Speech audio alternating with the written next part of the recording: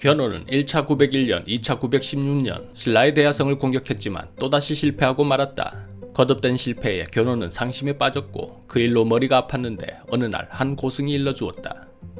폐하께서 얼굴에 근심으로 가득합니다. 무슨 일이시옵니까? 나는 사만통일에 마음이 급한데 금성전투, 아패도 전투에 이어 대야성 공격도 2번이나 실패했소이다. 거듭되는 실패에 이렇게 상심하고 있는 것이요. 고승이 답했다. 유비도 제갈량을 얻기 전에는 연전연패했습니다. 폐하께서는 마땅한 군사가 없기에 이 일을 그르치고 계시는 것입니다. 지혜로운 사람을 곁에 두시옵소서. 나도 그것은 알고 있지만 어디 마땅한 사람이 있어야지요. 사만에는 3명의 천재가 있습니다. 폐하께서는 어찌하여 그들 중 하나인 최승우를 쓰지 않으십니까? 그 사람만 얻어도 능히 천하를 얻을 것입니다. 견훤이 목마른 가운데 우물을 찾듯 물었다. 그 사람이 어디 있는지 알고 계십니까? 고승이 장소를 알려주니 견훤이 서둘러 명하였다. 어서 예를 다하여 그분을 모시고 오너라. 아니다. 너희들이 가서 될 일이 아니다. 내가 직접 찾아갈 것이다. 최승우는 890년 중국 당나라에 건너간 뒤 3년 만에 당나라 예부시랑 양성 밑에서 빈곤과의 응시에 급제 현지 관직에 있다가 어느 시점에 귀국했다. 기록이 소략하여 당나라 어디서 어떤 일을 했고 언제 신라로 귀국했는지는 알 수 없으나 최치원, 최은희와 함께 삼체로 불리는 최고의 인재였음은 의심할 여지가 없다. 부패한 신라를 떠나 은자가 되었는데 견훤은 그런 최승우가 절대적으로 필요했다. 겨우 몇 명의 호위무사만 데리고 최승우를 찾아가 애원하였다. 나는 썩어가는 신라로부터 백성을 구하고자 백제를 일으켰소이다. 그러나 나의 지혜가 어리석고 부족하여 사만통일은 고사하고 오늘날 작은 땅에서 벗어나지 못하고 고립되어 있는 상황이요. 부디 이 어리석은 사람을 꾸짖고 나아갈 길을 가르쳐주기 바라오. 최승우는 무겁게 고개를 저었다. 소인은 천재가 아니옵니다. 그저 농사를 지으며 조용히 사는 사람인데 어찌 폐하의 앞일을 논할 수 있겠습니까? 가당키 어려운 청이옵니다. 견훤은 그의 얼굴을 자세히 보니 낯이 익었다. 한참 생각을 하더니 무릎을 치며 말했다. 아차, 그러고 보니 우리는 전에 한번 만나지 않았습니까? 덕진포 전투에서 남동풍을 예견하시고 군선의 배치가 위험하다고 말해주신 그분이 아니십니까? 최승우가 미소 지으며 고개를 끄덕였다. 소인도 그때 일이 생각나옵니다. 견훤이 놀라며 엎드려져라 했다. 그대와 같은 귀인을 알아보지도 못하고 결정적인 조언을 해주었음에도 듣지도 못하였으니 이 어리석은 견훤이 이제야 공을 알아보겠습니다. 최승우가 난처해하며 함께 절하였다. 이 무슨 황망한 일이옵니까? 천하의 백제국 황제께서 미천한 소신에게 절을 하다니요. 소인이 감당키 어려우니 어서 일어나세요. 견훤이 최승우의 손을 붙잡고 애원하였다. 나는 할 일이 많지만 한 줌의 빛도 없이 어둠 속 산길을 헤매고 있소이다. 그대가 지혜의 빛을 들어 내 등을 타고 천하를 호령하세요. 그리고 사만의 백성을 구해주세요. 최승우는 뜻을 굽히지 않았다. 소인은 정치의 염증을 느끼고 이렇게 산속에 살고 있습니다. 이제 겨우 속세를 떠나 마음의 평화를 얻었는데 또다시 정치를 하라니요. 소인은 절대로 싫습니다. 견훤이 눈물로 호소하고 애원해도 최승우의 마음은 움직이지 않았다.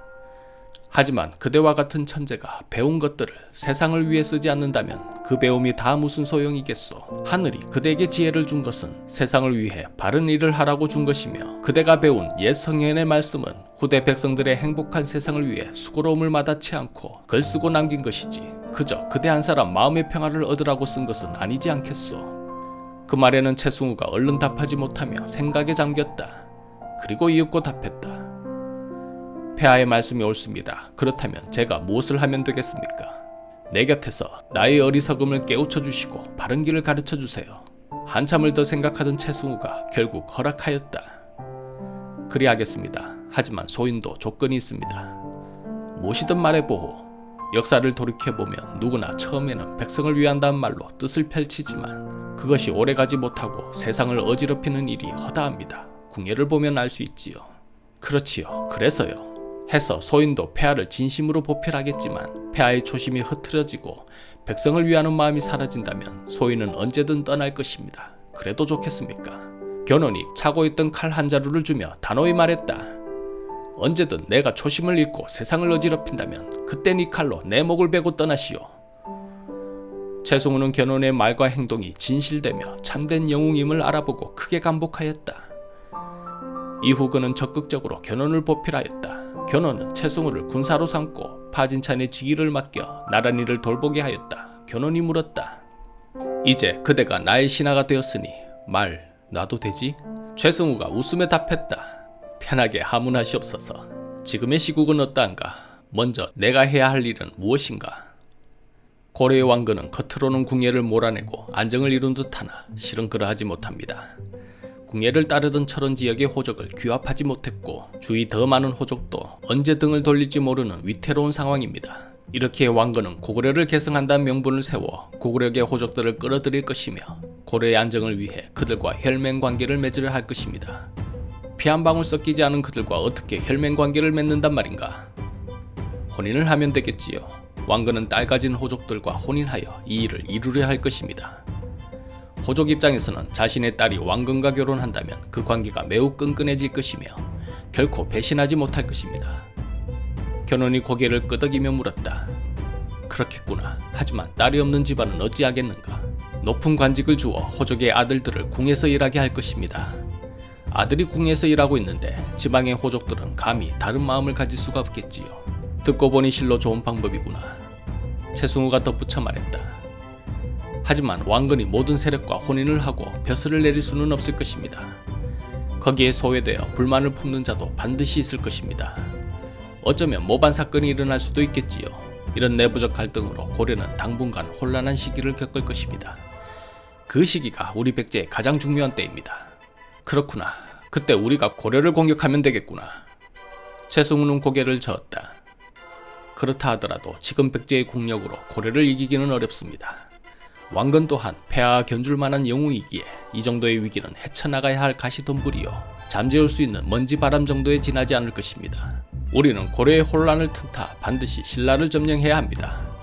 옛 가야 땅과 신라를 얻는다면 동해와 남해를 통해 끊어졌던 해상 교류가 가능해집니다. 그리 된다면 우리가 고려의 국력을 압도하는 날이 올 것입니다. 고려와의 승부는 그 이후가 될 것입니다. 견훤이 크게 고개를 끄덕이며 물었다. 발해는 어떠한가?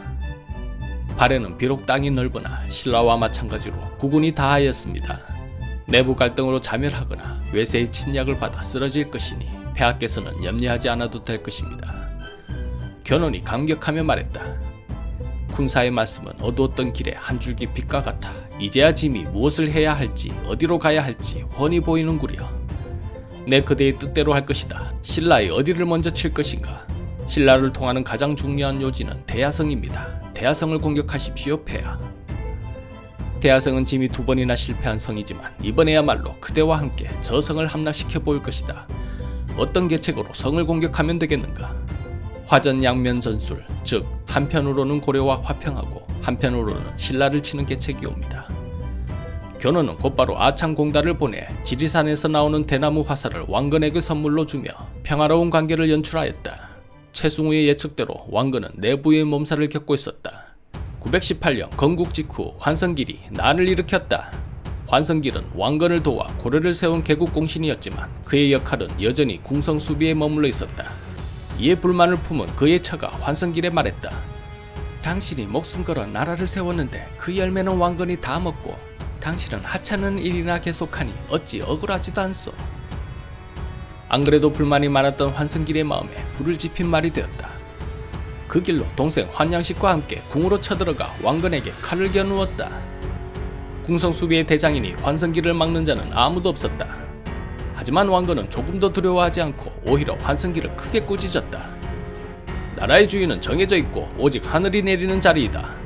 내 이미 그 뜻을 받들고 이 자리에 있거늘 감히 니놈 따위가 하늘을 거역하겠다는 것이냐. 왕건이 너무 당당하게 나오자 환성길은 지레겁을 먹었다. 아차, 왕건이 눈치를 채고 병사를 숨기고 준비하고 있었구나. 어서 달아나지 않으면 내 목이 성치 않을 것이다. 환성길은 뒤도 돌아보지 않고 그러마 나 살려라 하며 달아났다. 달아나던 환성길은 얼마 가지 못하여 동생 환양식과 함께 추격하는 병사들에 잡혀 죽었다. 왕건은 영모 사건 다음날 박질령을 시중에 임명하고 궁예 세력에 대한 대대적인 숙청을 감행하였다. 대표적인 인물로 궁예의 내군 장군이었던 음부가 여기에 해당하였다. 왕건은 상과 벌을 명확히 하였다. 궁예의 폭정에 실망하고 은사로 살던 박유를 불러 후한 상을 내리고 왕시성을 하사하여 중용하였다. 박유는 왕건에게 최초로 사성을 받는 사람이 되었다. 하지만 반란은 여기서 끝나지 않았다. 궁예 세력을 숙청하는 과정에 또한 궁예의 신복이었던 마군대 장군 이흔함은 자신의 아내가 불안하다 여기고 웅주의 군사들을 이끌고 철원을 향했다. 견훤은 이 틈을 타 피 한 방울 흘리지 않고 웅주를 차지하였다. 이흔함의 움직임에는 왕건의 반대 세력들이 모이는 동기가 되었다. 수의형 대령 염장이 이 일을 눈치채고 왕건에게 보고하였다. 이흔함이 감히 반란을 도모하고 있습니다. 동조하는 세력들도 하나둘 늘어나고 있으니 서둘러 진압하지 않으면 때는 늦을 것입니다. 왕건은 고개를 저었다. 환성길의 난이 제압된 지 얼마나 되었다고 그대는 공연히 내분을 일으키려 하는가. 확실한 증거 없이 사람을 의심하는 것은 잘못된 일일세. 염장은 부끄러워하며 물러났지만 이흔함의 반란에 확신을 가지고 있었다. 그렇다면 증거를 찾아야겠지. 그는 사람을 시켜 이흔함을 감식해야 하였는데 그만 그의 아내 환씨가 화장실에 가면서 한 독백이 딱 걸려버렸다. 남편이 이 일을 성공한다면 나는 하루아침에 황후가 될 것이지만 실패한다면 죽음을 면치 못하겠구나.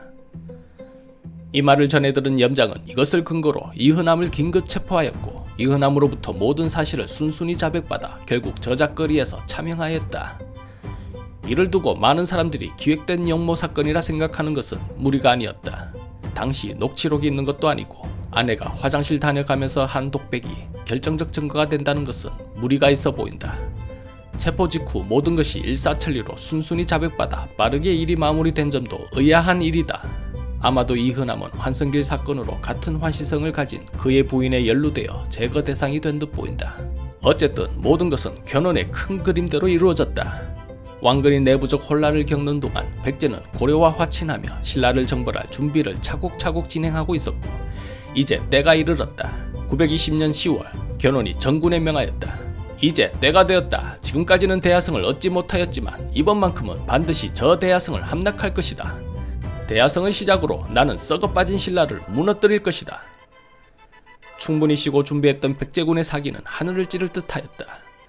드디어 견훤의 칼끝이 신라 정벌을 목표로 하였고 그 첫 번째 관문인 대야성으로 백제 군사들이 발빠르게 진격하였다.